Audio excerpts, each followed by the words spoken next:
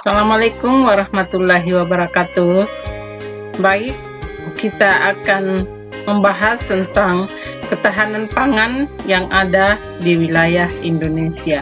Jadi Indonesia sebagai negara agraris tentunya tidak akan kekurangan pangan bila dikelola dengan baik.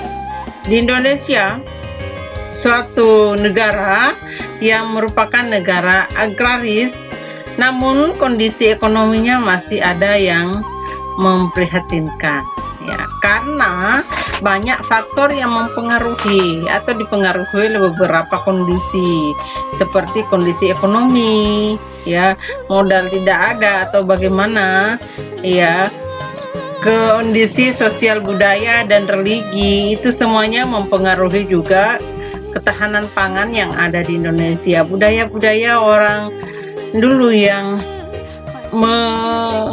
menggunakan pangan itu dengan cara yang tidak sepantasnya, misalnya hidup mewah, berfoya-foya. Kemudian di sektor religi juga, kebiasaan orang dulu ketika misalnya sudah panen terus berpesta porak-porak lagi.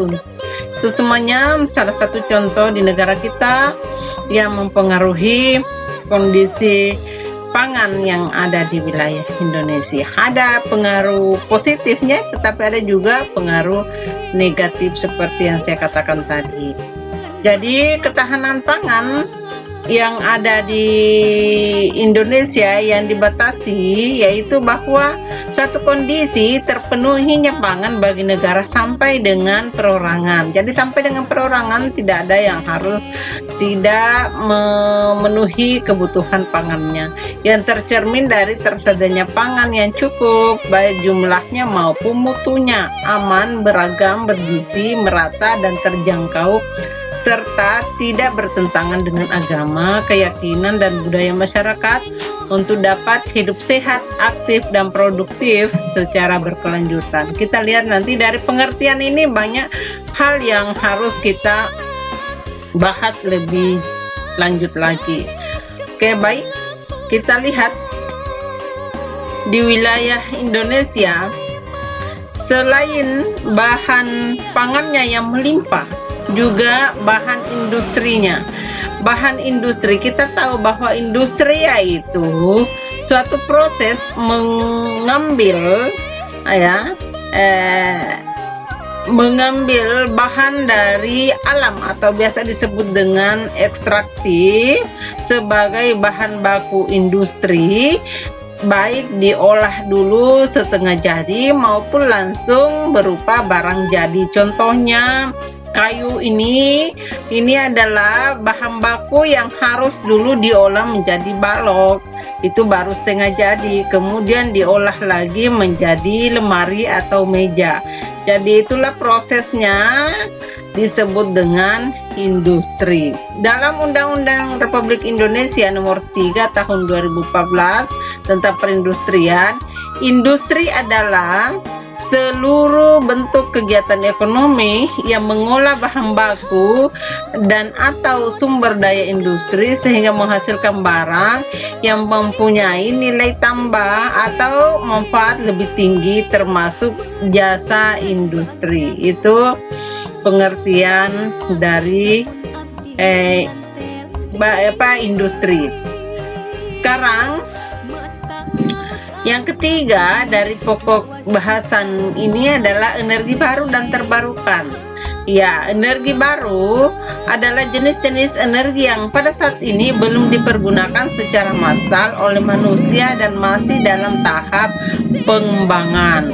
Ya, secara umum di wilayah Indonesia pada saat ini masih menggunakan energi dari minyak atau migas, minyak dan gas alam, ya, bensin untuk motor, untuk pabrik-pabrik, untuk padahal banyak energi-energi alternatif yang bisa digunakan untuk menggerakkan mesin, atau seperti di gambar ini ada baling-baling untuk menghasilkan energi listrik.